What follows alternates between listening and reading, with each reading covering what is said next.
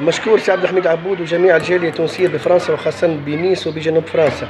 جمعيه سانتوس الخيريه حلوه ياسر رفازه، ومشكورين وربي يبارك لكم على هذه المبادره اللي بتاع الدعم والمسانده.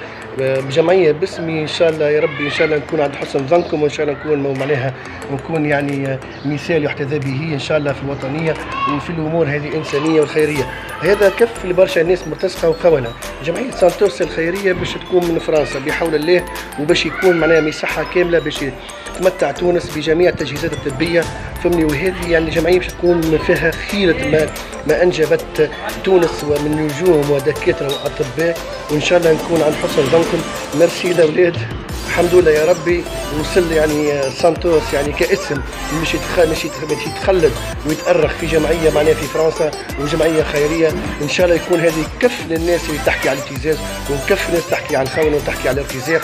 حاب نقول لهم اسمعوا شوفوا من غير ما تتكلموا.